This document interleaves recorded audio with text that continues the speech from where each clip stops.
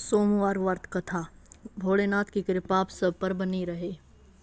एक समय की बात है, किसी नगर में एक धनी व्यापारी रहता था। उसकी एक सुंदर पत्नी थी, लेकिन वे निस्तान थे। व्यापारी इस बात से बहुत दुखी रहता था। पुत्र प्राप्ति की इच्छा से वह नियमित रूप से सोमवार का व्रत बड़ी श्रद्धा के साथ रखता था। हर सोमवार को वह शिव मंदिर जाता था और भगवान शिव और माता पार्वती की पूरी निष्ठा से पूजा करता था। उसकी भक्ति से प्रसन्न होकर माता पार्वती ने भगवान शिव से उसके लिए प्रार्थना की। उन्होंने कहा, हे प्रभु, यह धनी व्यापारी आपका सच्चा भक्त है। यह नियमित रूप से सोमवार का व्रत रखता है, लेकिन फिर भी इसे कोई पुत्र नहीं है। कृपया इसकी इच्छा पूरी करें। पार्वती की प्रार्थना सुनकर भगवान शिव ने कहा, तुम्हारी इच्छा पूरी होगी। मैं इसे वरदान देता हूँ। यह एक पुत्र का पिता बनेगा, लेकिन यह पुत्र केवल 12 वर्ष तक ही जीवित रहेगा। माता पार्वती ने यह समाचार व्यापारी को बताया। पुत्र होने की बात जानकर वह खुश तो हुआ, लेकिन पुत्र की अल्पायु जानकर वह बहुत दुखी भी हुआ। फिर भी उसने सोमवार का व्रत और भगवान शिव की पूजा और भी अधिक श्रद्धा से जारी रखी। समय आने पर व्यापारी और उसकी पत्नी को एक पुत्र प्राप्त हुआ। बालक बुद्धिमान और गुणी था। जैसे जैसे यह 12 वर्ष का होने लगा, उसके माता पिता की चिंता बढ़ती गई। अपने पुत्र के भाग्य को जानकर व्यापारी ने उसे अपने मामा के साथ काशी वाराणसी भेजने का फैसला किया। उसने अपने साले को रास्ते में अच्छे काम करने और दान पुण्य करने का निर्देश दिया।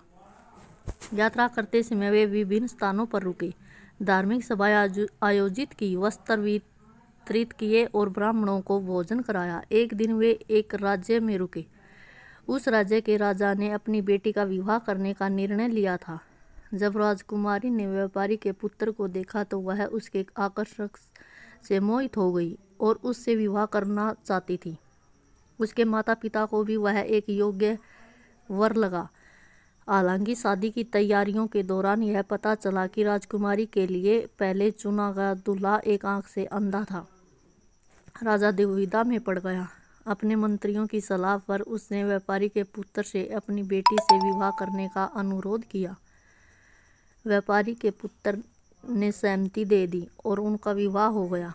विवाह के बाद व्यापारी का पुत्र काशी की ओर अपनी यात्रा जारी रखी। जैसा कि भाग्य में लिखा था, जिस दिन यह 12 वर्ष का हुआ वह बीमार पड़ गया और उसकी मृत्यु हो गई। उसकी नवविवाहिता पत्नी का दिल टूट गया और वह अपने भाग्य पर विलाप करने लगी। उसी समय माता पार्वती और भगवान शिव वहां से गुजर रहे थे। युवती की आंखें चीखें सुनकर पार्वती करुणा से भर गई। उन्होंने भगवान शिव से लड़के के प्राण वापस लौटाने के लिए कहा। भगवान शिव व्यापारी की भक्ति और विवाह पत्नी की धार्मिकता से प्रसन्न होकर उन्होंने मृत लड़के पर पवित्र गंगा जल छिड़का। चमत्कारी रूप से वह जीवित हो उठा। व्यापारी का पुत्र और उसकी पत्नी फिर अपने माता पिता के पास लौट आए। व्यापारी और उसकी पत्नी अपने पुत्र को जीवित और पत्नी के साथ देखकर बहुत खुश हुए। उसके बाद वे सभी खुशी खुशी रहने लगे। भगवान शिव की भक्ति करते रहे। जय हो। शिव भगवान की कृपा आप सब पर बनी रहे। कथा का महत्व है कि यह कथा आस्था और भक्ति की शक्ति पर जोर देती है, खासकर भगवान शिव के प्रति।